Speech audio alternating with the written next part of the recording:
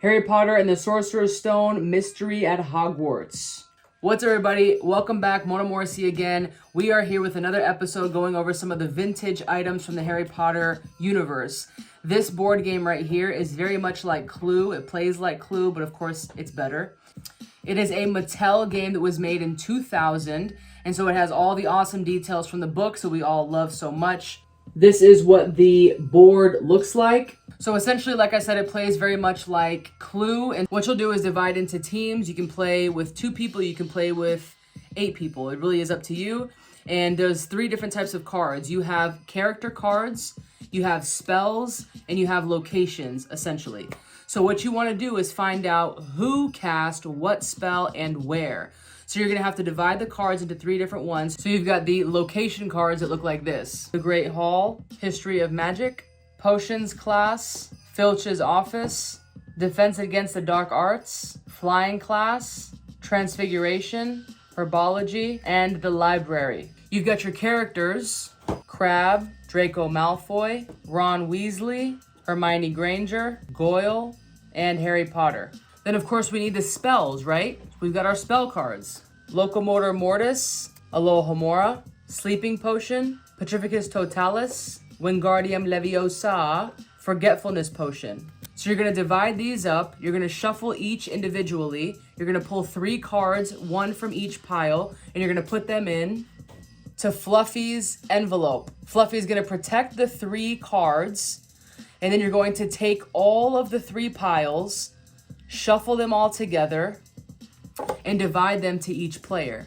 Then you will each be given a checklist. You'll check off the cards that you have. After you check off the cards that you had, the whole point of the game is for you to try to decide who did what and where. And by doing that, you're going to roll the dice, you're going to move your piece, and once you are into a room, then you can guess who and what, and it has to be in that room. So if you go to herbology class, you can't say, I think it was Harry Potter with Forgetfulness Potion in the library. No, it's got to be Harry Potter with Forgetfulness Potion in herbology class. That's the way that it goes. But the cool thing about this, it separates it from a lot of other games that we all know are kind of familiar to this, is this little guy.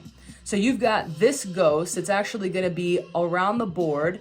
And when it's your turn, you have the option of moving either this ghost or your piece around the board so that when it goes to someone else's turn, they run into this ghost and then it puts them back at the very middle of the board. So it kind of sets them back to where they were instead of where they want to go. So it adds a couple barriers. Another cool thing about this game are these cards right here. So when you roll the dice, if it lands on the H for Hogwarts, then you get to choose one of these cards. These cards are a bit of either a helpful card or a hindrance card. It really just kind of depends. So you've got some cards, for example. So you've got the Hall Pass, which says Dumbledore grants you a go anywhere on the board.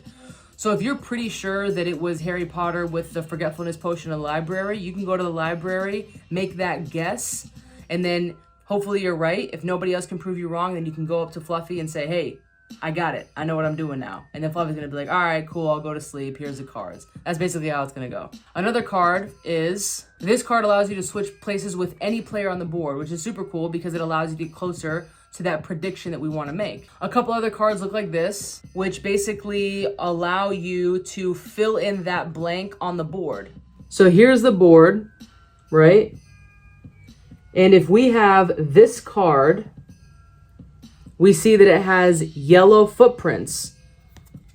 Here's yellow footprints.